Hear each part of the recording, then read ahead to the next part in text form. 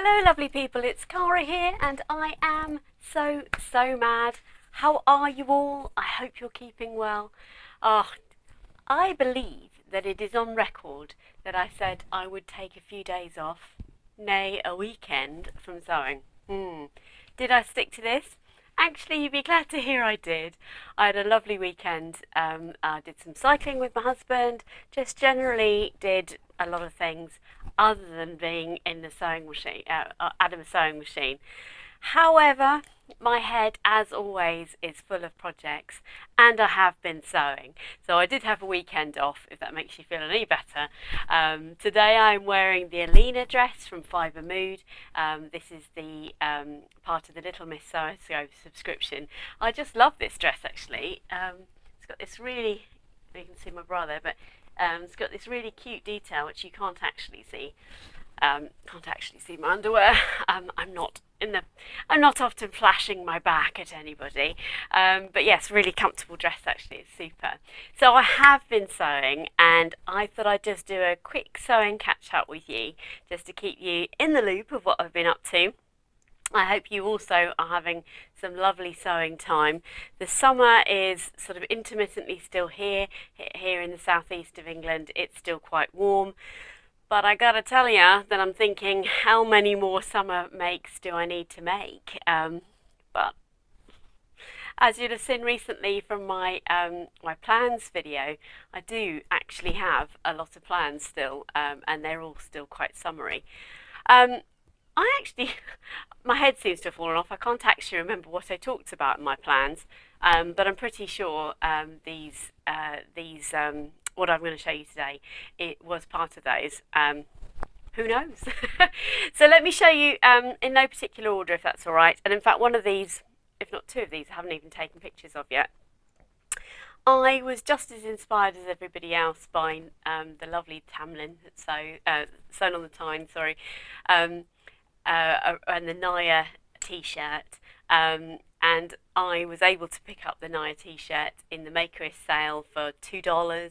So I have actually made 3 of those. It is the quickest make ever. Let me just grab the first one here for you. Now, the Naya, let's just grab that one. Sorry, they're sort of very unglamorously draped on my mannequin there. So the Naya is a t-shirt. I'm sure you've all heard of it. I will put the stock photo in here. Really simple. I absolutely love the concept of this. You've basically got a front and a back that are the same, and then you've got a neckband. And then what is really clever and makes this so quick is that you cut a cuff sleeve on the fold, and then you actually don't put this sleeve cuff in the round. You basically imagine you've got the shoulder seams sewed together, and you've got your t-shirt flat on right side up. You then lay this this cuff piece across the edge of the sleeve, and then then you sew it, and then when you put the side seams together, as you would ordinarily in a t-shirt, you flip the cuffs out and then sew the cuff and the arm, the sides of the t-shirt in one shot. Let me turn this inside out. Now, I have white overlocking threads at the moment, so it does bother me a little bit, but not enough to let me stop working on it. So I obviously sewed this whole thing on the overlocker, and that's what I wanted to show you. Look, you sew the cuff and the side seam in one foul swoop. Now this was a remnant of a fabric I had left over from making a top last year. Sadly, the top is a little bit small for me, which was really annoying. I think I've still got it and I still wear it, but I should have done a full bust of adjustment or gone up a size or something. So this was a really small remnant of fabric.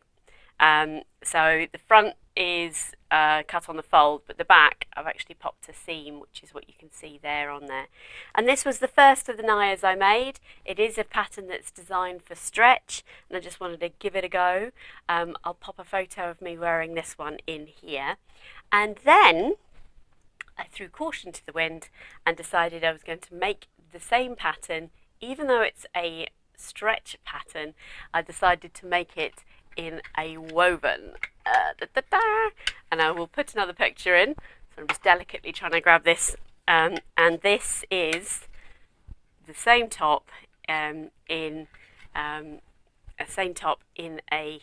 stretch fabric, and this is the Minerva exclusive. I think they've still got it on their website, but I love this actually, and I've worn it loads. Let me put a photo in here. Great fun, love the drape of this.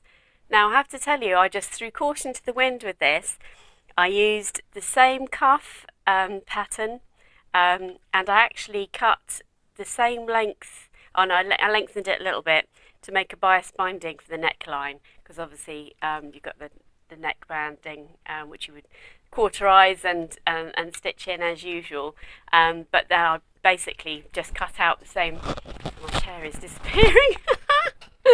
the glamour of my chair here just disappearing. The gas goes out of it. So yeah, just cut threw caution to the wind and just went for it. So the cuff went on in exactly the same way. I've just noticed here that I haven't quite caught it at the back, so I'll go back in and do that. But yeah, I don't quite know why that worked, why there wasn't any negative ease to stretch those out. Maybe there was, I don't know, but I've done it.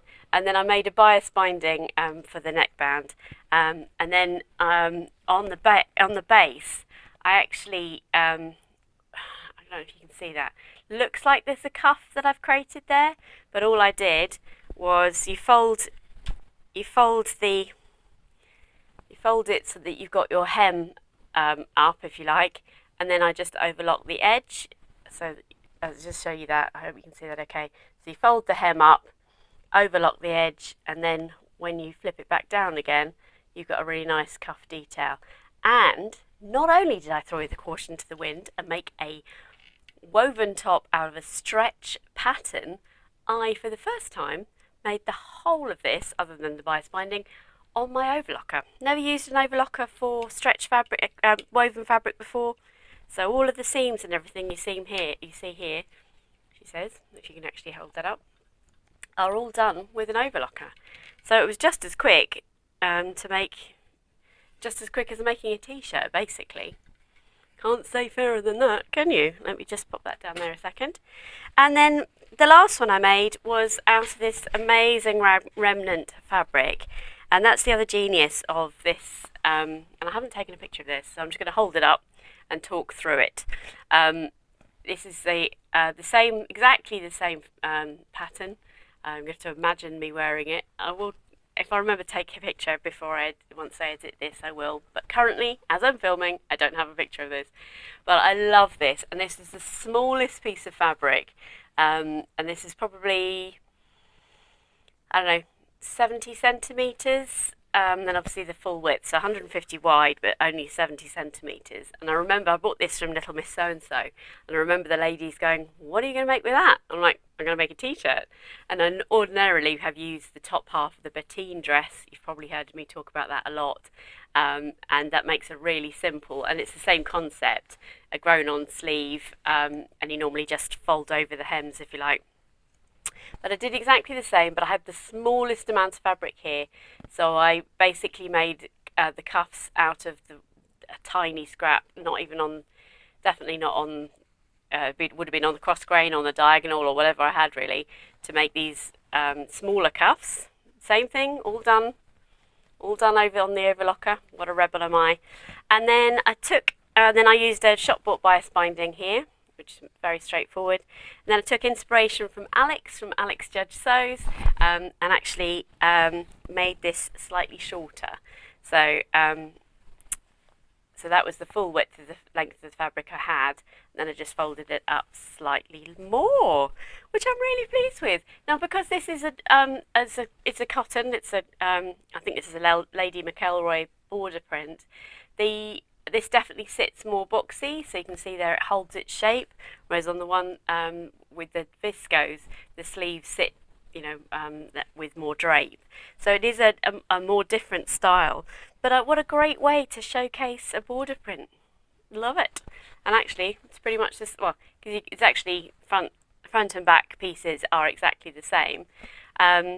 So yeah, really straightforward. I've got one more in the plans, which I'll talk about another time. But I've actually lowered the neckline on that one just to see what the variation of that would be like.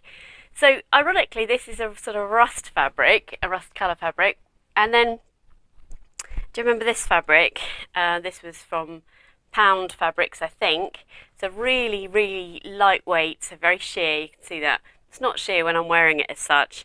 But lesson learnt, I think, because this fabric is really lightweight. It was an absolute steal. I love the colour actually.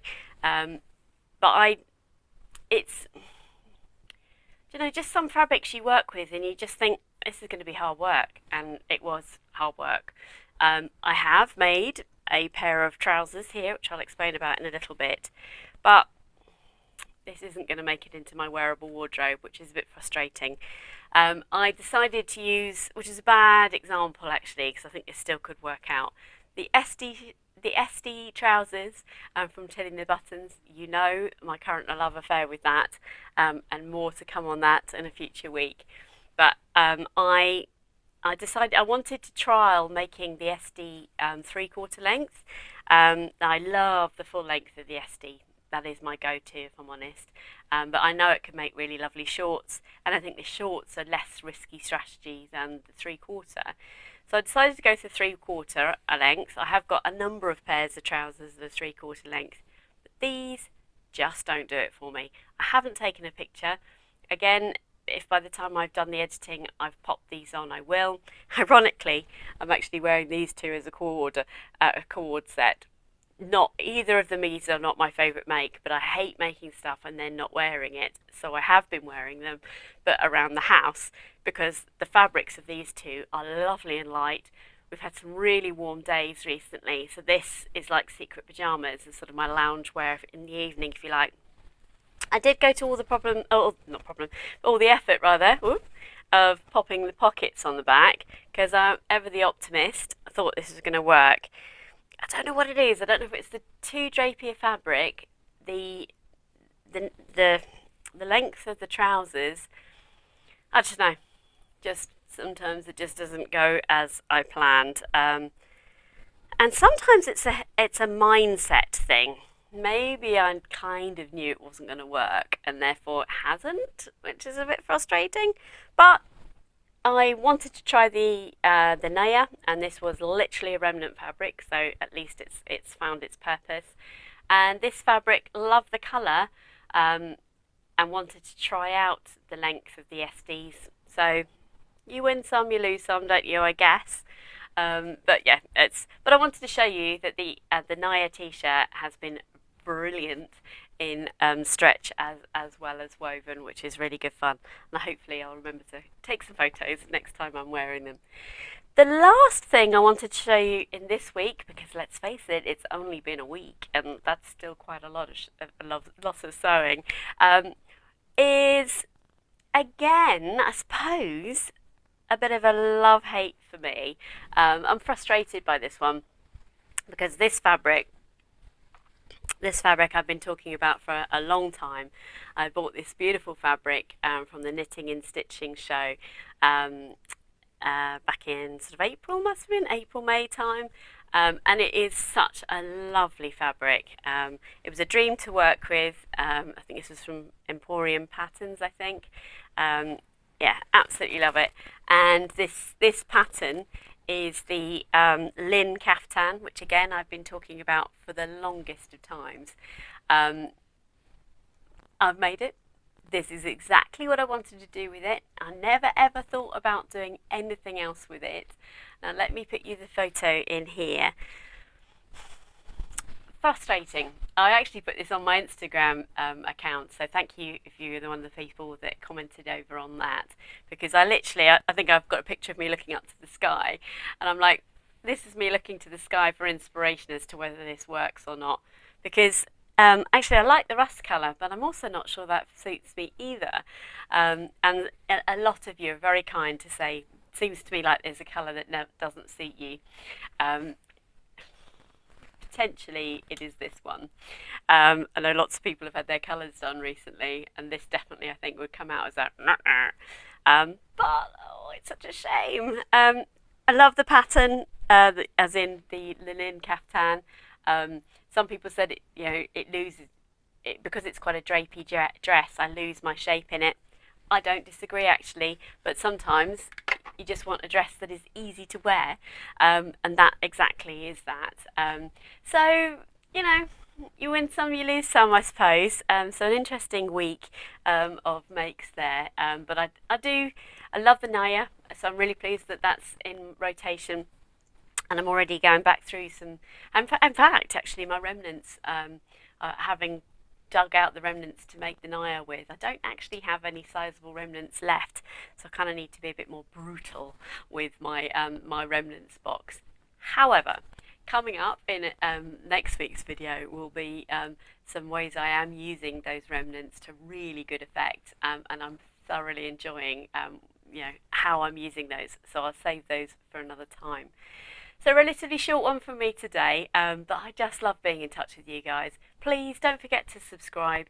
Thank you for being here. It really means the world to me. Don't forget to give me a thumbs up. And I love to hear from everyone, and I respond to all messages. So let me know what you think. What do you think of the Lyn Caftan there with the green? What would your comment have been on Instagram? And have you made the Naya yet? I'm absolutely fascinated to hear if you've had a go. Lots of people have made them on rotation. I know Andrea from Beyond the Pink Doors is probably in double figures by now, I think. But I'll leave it there for today. Lovely to catch up with you all, and I look forward to speaking to you again next week. Take care.